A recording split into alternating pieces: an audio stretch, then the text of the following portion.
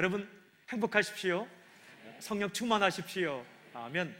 살다 보면 좋은 사람들 만나게 되죠. 같이 살고 싶은 사람들, 정말 고마운 사람들, 그런 사람 만나게 됩니다. 그런데 중요한 것은 좋은 사람만 만나면서 살 수가 없습니다.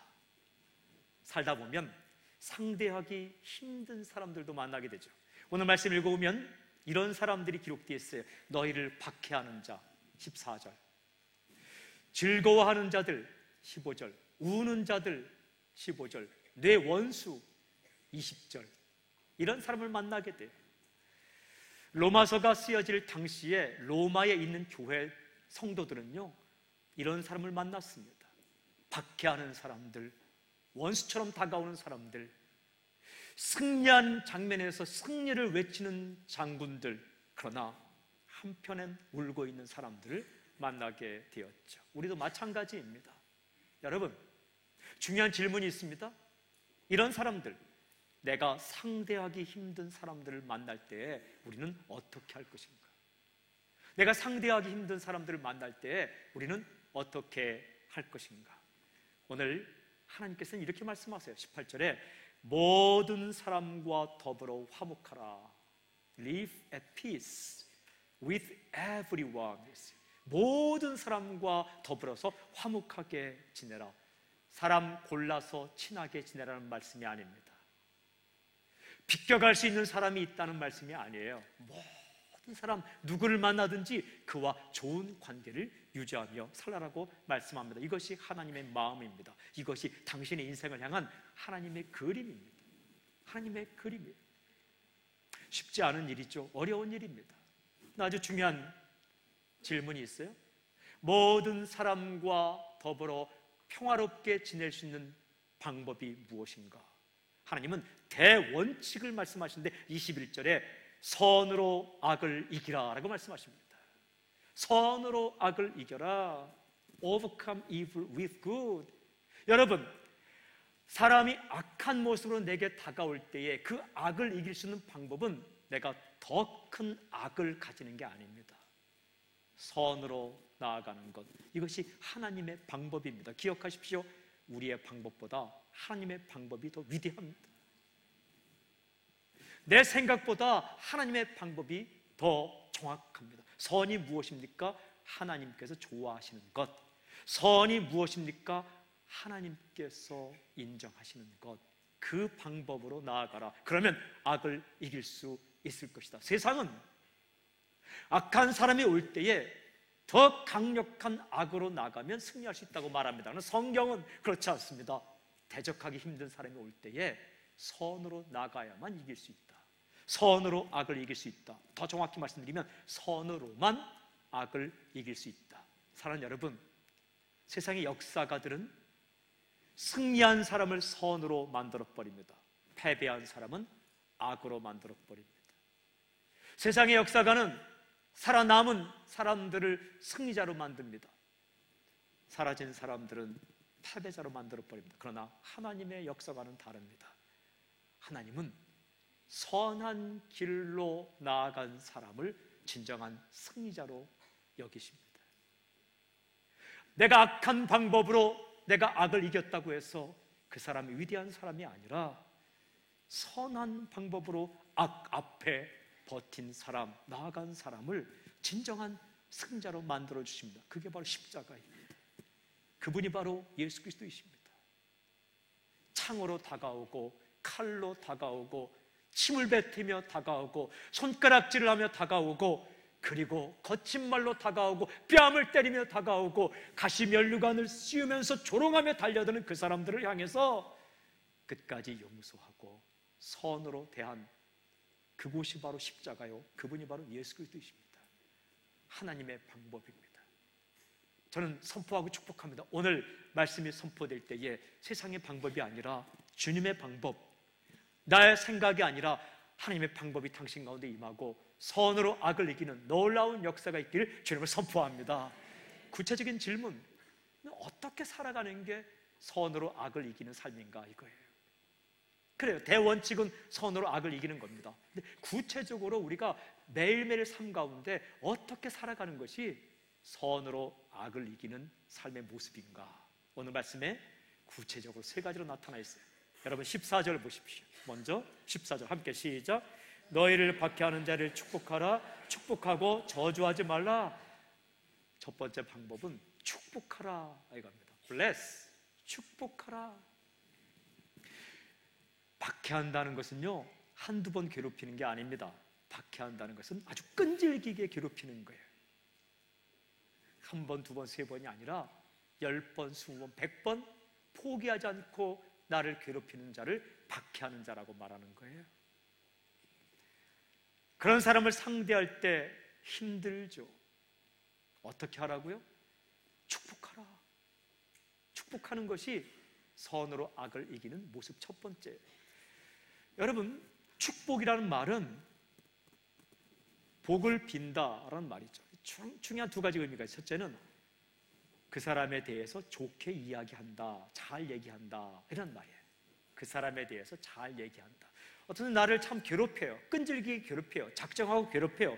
그런데 그 사람에 대해서 사람과 이야기할 때 좋게 얘기해 준다라는 이야기입니다. 이거 쉽지 않죠? 저는 선포합니다. 성령의 역사로 말미암아 이것이 가능해지는 사건이 있을지어다.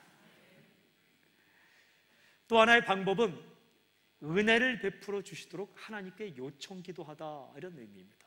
축복하다라는 것은 내가 복을 줄 수 없어요. 그래서 하나님께 복을 주시도록 기도하는 것, 비는 것을 축복하다. 오늘 성경에는 너희를 박해하는 자를 축복하라 되어 있지만 본래 예수님께서는 마태복음 5장 44절 이렇게 말씀하셨어요. 나는 너희에게 이르노니 너희 원수를 사랑하며 너희를 박해하는 자를 위하여 기도하라 라고 말씀했어요. 그러니까 박해하는 자를 축복하는 가장 중요한 방법은 그를 위해 기도하는 겁니다. Pray for those who persecute you. 너희를 박해하는 자를 위해 기도하라 라는 말씀이에요.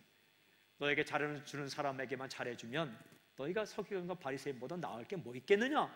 너희를 박해하는 자를 위해 기도하라.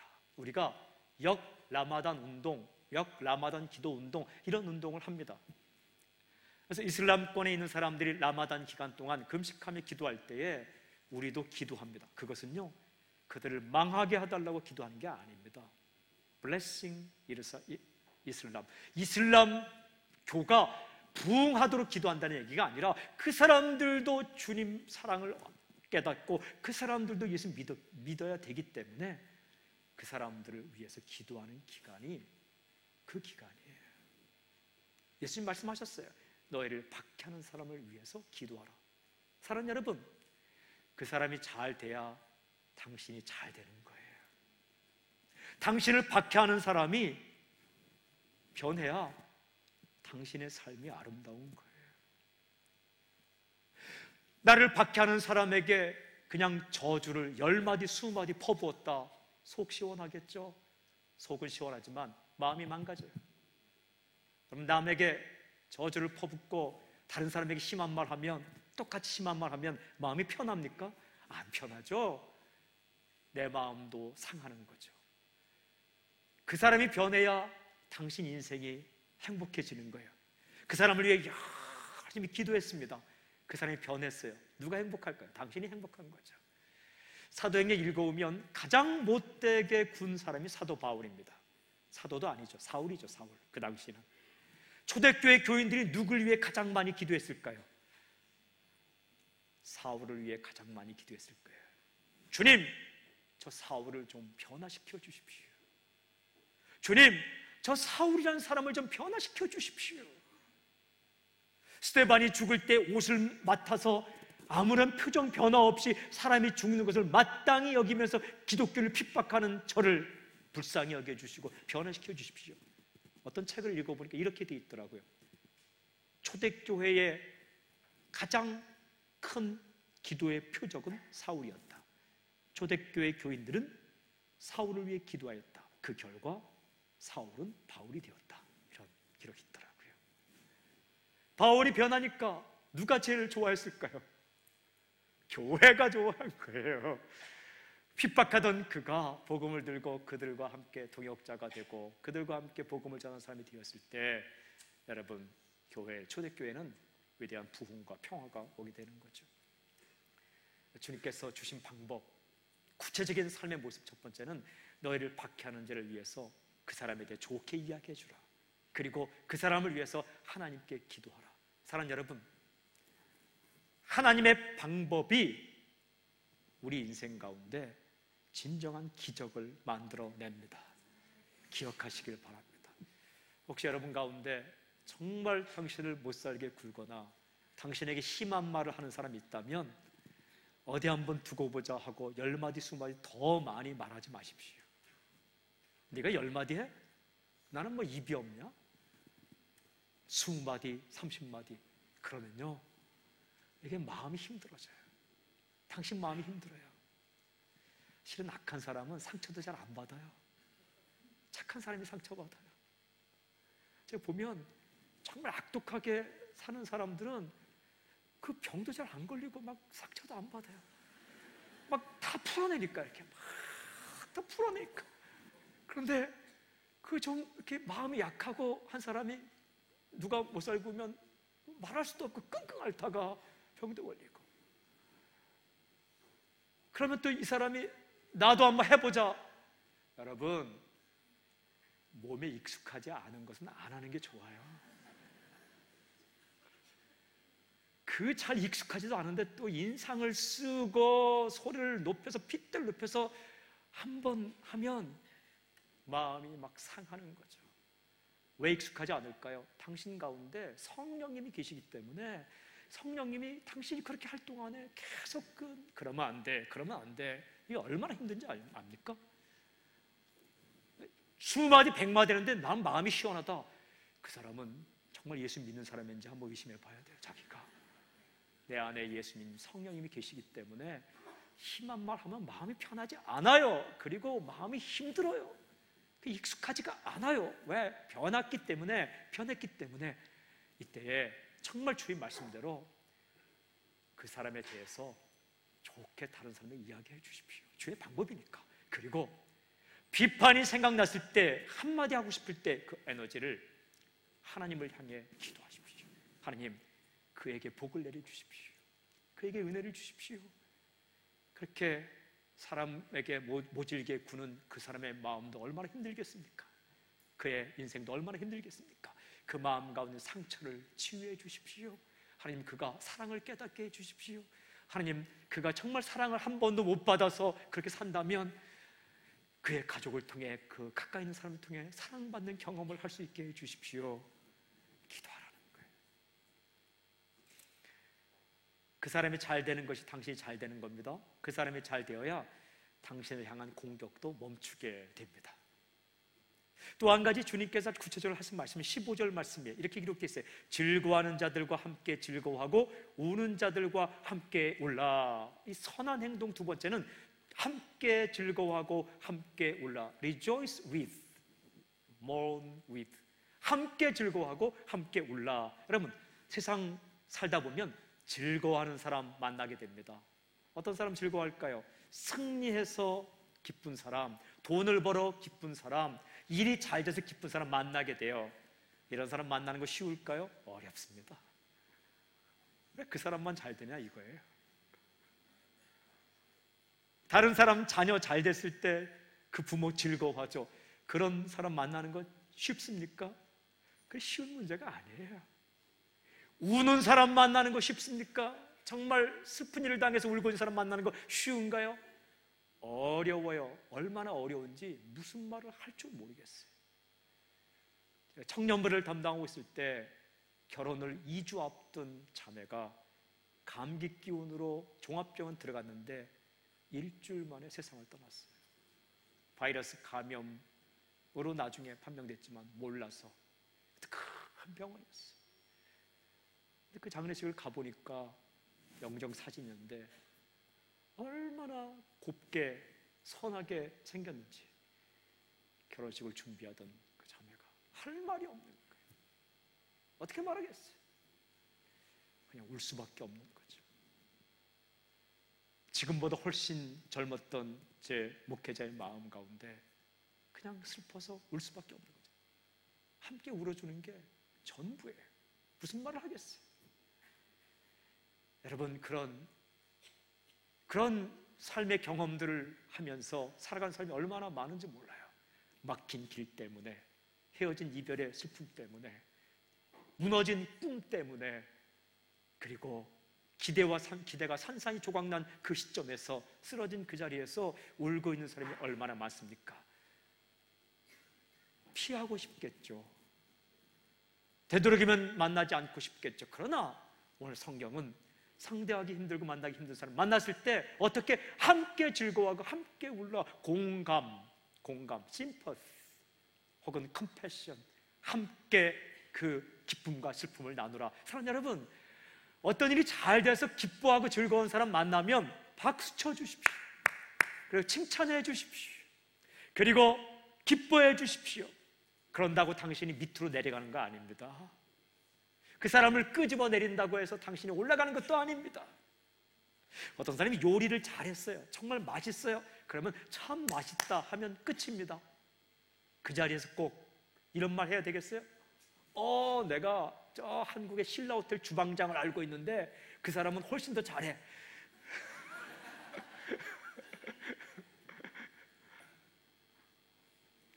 어떤 사람이 연주를 했어요. 기가 막혔어요. 감동이 있어요. 그러면 그 사람 박수 쳐주고 잘한다 하면 되는데 내가 아는 어떤 사람은 저 뉴욕 맨해튼에서 그 연주를 하는데 얼마나 잘하는지 몰라. 꼭 그 말을 그때 해야 되겠어요? 울고 있는 사람과는 함께 울고 어떤 사람이 울고 있으면요, 함께 울어주십시오. 마음 아파하십시오. 위로해 주십시오. 안아주십시오. 손잡아 주십시오. 아주 악한 행동은 다른 사람이 즐거워할 때 자신은 울고 남이 울 때 자신은 웃는 것, 이건 사탄의 역사예요. 성령님은 즐거워하는 사람과 함께 즐거워하고 우는 사람과 함께 울라, 이렇게 말씀하세요. 그런데 이 두 가지 가운데 즐거워하는 사람과 함께 즐거워하고 우는 사람과 함께 운다 할 때 여러분 어디에 더 마음을 써야 되는가? 16절 보세요. 여기 더 마음을 쓰라고 말씀. 16절 함께 읽어볼까요? 시작. 서로 마음을 같이 하며 높은 데 마음을 두지 말고 도리어 낮은 데 처하며 스스로 지혜 있는 채 하지 말라. 어떻게 하라고요? 낮은 데 처하며 be willing to associate with people of low position. 낮은 위치에 있는 사람들과 관계를 맺고 상관하며 살기를 애쓰라, 힘을 써라, 이렇게 말씀하세요. 여러분, 우리의 관심이 즐거워하는 사람에게 10번 관심을 준다면 우는 사람에게 100번 관심을 줘야 세상이 균형이 맞는다는 거예요. 그래야 되는 거예요. 자꾸만 낮은 처지에 있는 사람들에게 관심을 갖고 낮은 처지에 있는 사람의 현장으로 가고 그래야만 균형이 맞아요. 낮은 곳으로 가야만 영성이 살아요. 항상 현장에 있어야 되고 힘들고 어렵고 슬퍼하고 고민하는 사람들과 함께 그 자리에 있어야 돼요. 여러분, 예수님은 왕궁으로 오시지 않았어요. 예수님은 마구간에 오셨어요. 예수님은 들판에 오시지 않아요. 마구간에 오셨고 말 구유통에 누이셨어요. 주님은 이 땅에 살 동안 힘없는 사람들, 어려운 사람들, 천대받는 사람들, 그들과 시간을 참 많이 함께 하셨습니다. 사랑하는 여러분, 이것이 우리가 세상 속에 이기면서 살 수 있는 비결이에요. 계속 더 낮추고 좀 더 겸손하게 낮은 곳으로. 이 땅 시든 이 땅에 울고 있는 사람들, 어려운 사람들, 저는 우리 새순교회 성도님들을 통해서 다 살아나고 힘을 얻고 용기를 얻는 놀라운 역사 있길 주의 이름으로 선포합니다. 예수님께서, 우리 하나님께서 이 로마서를 통해서 구체적인 세 번째 중요한 말씀을 하세요. 17절, 20절을 보세요. 제가 한번 읽을게요. 아무에게도 악을 앞으로 갚지 말고 모든 사람 앞에서 선한 일을 도모하라. 할 수 있거든 너희로서는 모든 사람을 더불어 화목하라. 내 사랑하는 자들아, 너희가 친히 원수를 갚지 말고 하나님의 진노하심에 맡기라. 기록하였을 때 원수 갚는 것이 내게 있으니 내가 갚으리라고 주께서 말씀하시니라. 내 원수가 줄이거든 먹이고 목마르거든 마시게 하라. 그리함으로 내가 숯불을 그 머리에 쌓아 놓으리라. 구체적인 행동 세 번째 지침은 원수를 갚지 말고 하나님께 맡기라. Do not take revenge. 원수를 갚지 말라. But leave room for God's wrath. 영어 성경에 기가 막히게 되어 있는데 room, 여유 공간을 하나님께 좀 맡겨라. 무슨 말입니까? 분명히 말씀하시죠. 아무에게도 악을 악으로 갚지 말고 너희가 친히 원수를 갚지 말고 어떻게 하라는 말씀이에요? 하나님의 진노하심에 맡기라. 영어성에 room, 여유 공간을 좀 하나님께 맡기라. 여러분, 내가 원수 다 갚고 내가 화 다 내고 내가 하고 싶은 말 다 하고 내가 저 사람을 좀 처치해야 되겠다고 다 한 다음에 여러분, 하나님께서 하실 일이 뭐가 있겠습니까? 내가 다 해버리면 하나님이 하실 수 있는 여지, 하나님이 하실 수 있는 여유 공간, 룸을 좀 하나님께 맡기라는 거예요. 내가 할 말 다 하고 싶을 때 스탑하고 하나님께서 어떻게 행하시는 것을 좀 볼 수 있는 여지를, 여유 공간을 남겨두라는 거예요. 그런데 여러분, 원수 갚는 것 당신이 못해요. 홍해가 앞에 있을 때 홍해 가르는 것 당신이 못하는 것처럼 그것은 하나님께서 너희는 가만히 있어 내게 맡기라. 원수 갚는 것 당신이 못 갚아요. 진작 갚을 줄 알았으면 당하지도 않았어요. 못 당해냅니다. 하나님께서 말씀하세요. 하나님의 진노하심이 맡기라. 하나님이 하실 수 있는 부분을 남겨두라. 이게 믿음이에요. 이게 영성이에요. 기도가 그런 거예요. 믿음이 그런 겁니다. 내가 다 하고 내가 다 처리하고 내가 모든 걸 다 하는 게 아니라 하나님이 하실 수 있는 룸, 여유 공간을 맡기라. 그래서 하나님은 때때로 어떤 부분을 묶어요. 어떤 부분에 우리를 무능력하게 만들어요. 어떤 부분은 우리가 아무리 애써도 풀리지 않게 만들어요. 그것은 하나님이 하셔야 되는 부분이에요. 원수 갚는 것도 마찬가지입니다. 그러면 원수 직접 갚을 줄 알고 어떻게 하라고요? 성경 보니까 내 원수가 줄이거든 먹이고 목마르거든 마시게 하라. 이거 할 수 있잖아요. 내 원수가 배고프면 먹여주고 내 원수가 목마르거든 마실 것을 주어라. 이거 정말 어렵죠. 영화 보면 악당들은 사막에서 목말라하는 사람에게 그 앞에서 물을 붓잖아요. 이렇게. 아주 악한 사람. 원수가 목마르거든 마실 거 주고 배고프면 먹을 걸 주라. 하나님 말씀이에요. 저는 우리의 생각보다 우리 경험보다 하나님 말씀이 더 정확한 줄 믿습니다. 그렇게 하라는 거예요. 그러면 어떤 일이 일어난다고요? 성경에 보니까 그리함으로 내가 숯불을 그 머리에 쌓아 놓으리라. 숯불을 그 사람 머리에 쌓아 놓는 것이 된다라는 거예요. 이 말씀에 대한 해석은 여러 가지가 있어요. 어떤 해석은 고대 근동 지방에서는 잘못을 회개할 때는 숯불을 머리에 이고 회개한대요. 잘못했습니다.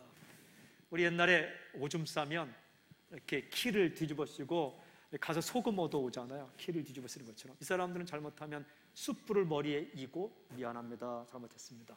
그래서 우리가 잘해주면 더 미안한 감정을 준다. 뭐 이런 해석도 있어요. 그런데 이 본문은 더 정확하게 풀려면 말씀 맥락에서 풀어야 돼요. 19절 보면 하나님의 진노라는 말씀이 나와요. 하나님의 진노에 맡기는다. 이 숯불이라는 것은 성경에서 하나님의 맹렬한 진노를 의미합니다.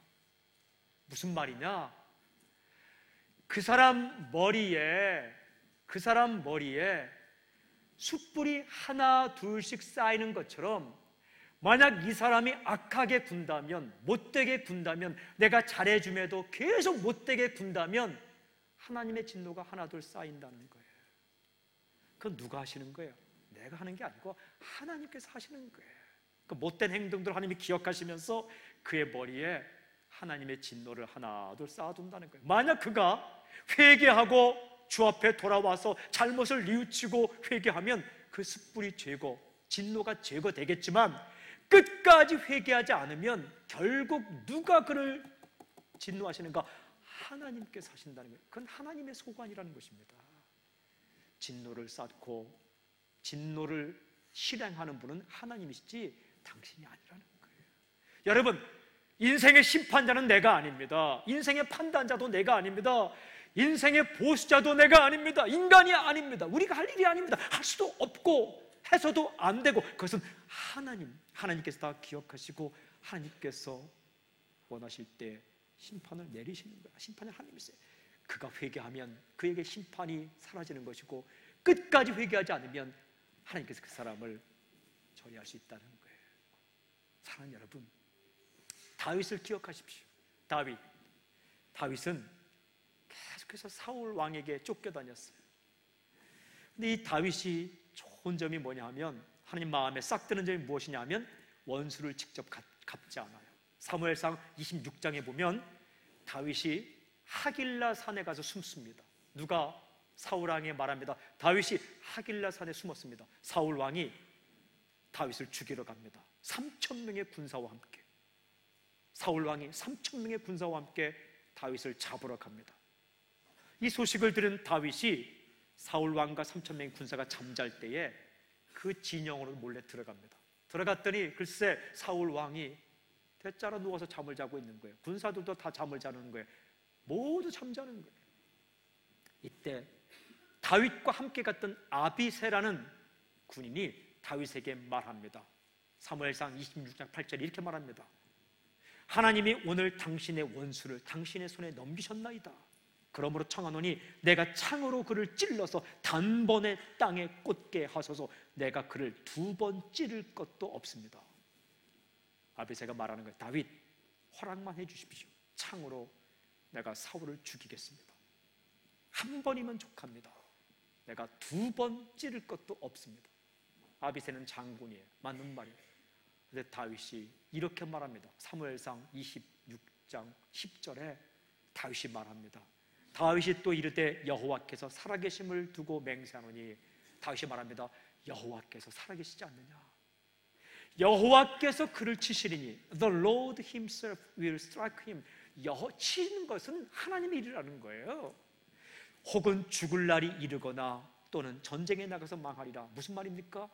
오래오래 살다가 죽을 날이 이르러서 하나님이 그를 데려가시든지 아니면 전쟁터에서 그를 데려가시든지 그것은 하나님의 소관이다. 여러분, 자기 원수가 끝까지 편안히 살다가 오래오래 살다가 죽는 거 얼마나 배가 아프겠어요. 그러나 그렇게 할지라도 그것도 하나님의 소관이요, 전쟁터에 죽는 것도 하나님의 소관이라는 거예요. 그리고 사울을 건드리지 않습니다. 여러분, 다윗은 하나님의 마음에 합한 사람이에요.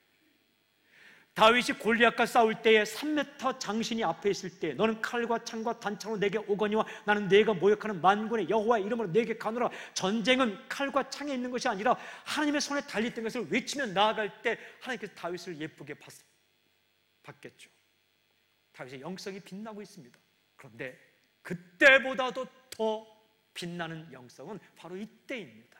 자신의 손으로 원수를 처단할 수 있지만 하나님의 손에 맡기고 돌아서는 그 모습, 그 뒷모습이 하나님의 마음에 싹 드는 거예요. 그게 더 깊은 영성입니다. 승리를 외치며 슬로건을 외치며 세상 속으로 달려가서 강하게 사는 것도 영성이지만 원수를 갚고 한마디 하고 싶고 내가 조치하고 싶지만 그에게 먹을 것과 입을 것과 마실 것을 주면서 모든 것을 하나님께 맡기고 정말 용기 있게 가야 할 길을 가는, 선한 길을 가는 것, 그것이 더 깊은 영성입니다. 사랑하는 여러분, 하나님 살아계십니다. 그리고 인생을 주관하고 계십니다. 인생의 대원칙을 이렇게 말씀하세요. 마지막 21절에 악에게 지지 말고 선으로 악을 이기라. 절대로 악에게 지지 말고 선으로 악을 이기라. 선으로 악을 이길 수 있습니다. 더 정확히 말씀드리면 선으로만 악을 이길 수 있습니다. 그것이 바로 십자가입니다. 사는 성도 여러분, 하나님의 방법, 선으로 악을 이기며 사는 당신이 되기를 주님을 선포합니다. 기도하겠습니다.